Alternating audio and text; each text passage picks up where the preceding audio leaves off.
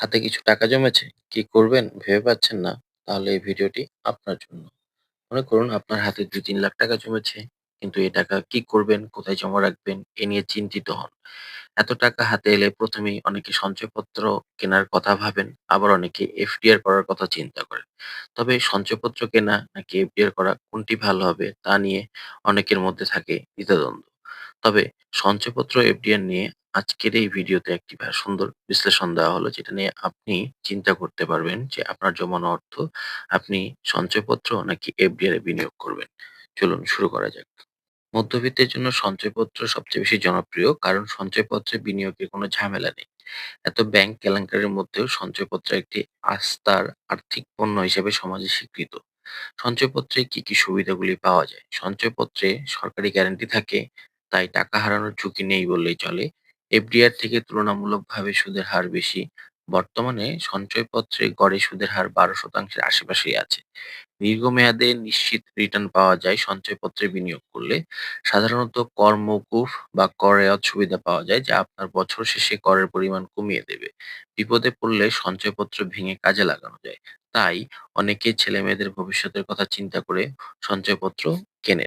এছাড়াও সঞ্চয়পত্রে কিছু অসুবিধা রয়েছে, যেমন নির্দিষ্ট সীমার বেশি কেনা যায় না। যেমন পরিবার সঞ্চয়পত্র ৪৫ লক্ষ টাকা পর্যন্ত কেনা যায়। আবার পেনশনার সঞ্চয়পত্র ৫০ লক্ষ টাকা পর্যন্ত কিনতে পারবেন।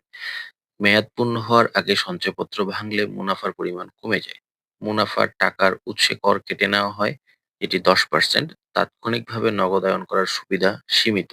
অন্যদিকে এফডিআর একটি ব্যাংক ও আর্থিক প্রতিষ্ঠানে রাখতে হয়। আপনার টাকা একটি নির্দিষ্ট সময়ের জন্য ব্যাংক ও আর্থিক প্রতিষ্ঠানে রেখে মুনাফা নেওয়া যায়।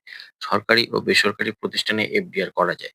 এফডিআর এর সুবিধাগুলোর মধ্যে অন্যতম হচ্ছে ব্যাংক ভেদে এফডিআর এর মেয়াদ বেছে নেওয়ার সুযোগ রয়েছে, যা সাধারণত ১ মাস, ৩ মাস, ৬ মাস, ১ বছর, ৩ বছর, ৫ বছর পর্যন্ত হয়ে থাকে।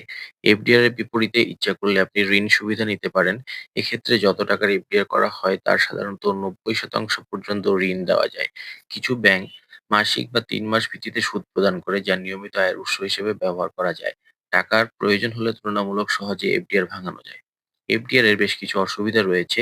তার মধ্যে অন্যতম হচ্ছে সাধারণত সুদের হার সঞ্চয়পত্রের চেয়ে কম। সুদের হার ৬ থেকে ৯% এর মধ্যে থাকে। কিছু কিছু ব্যাংক এই বেশি সুদের হার দেয়। ব্যাংকের স্থিতিশীলতার উপর নির্ভর করে এফডিআর এর ভবিষ্যৎ। সময়ের আগে ভাঙলে সুদ কমে যায়। এফডিআর এবং সঞ্চয়পত্রের সুবিধা-অসুবিধা এই দুইয়ের কথা বিবেচনা করলে অর্থনৈতিক বিশ্লেষকগণ সাধারণত বলে থাকেন যে বিনিয়োগের একটি অংশ সঞ্চয়পত্র আর একটি অংশ এফডিআর এ রাখাই হচ্ছে বুদ্ধিমানের কাজ।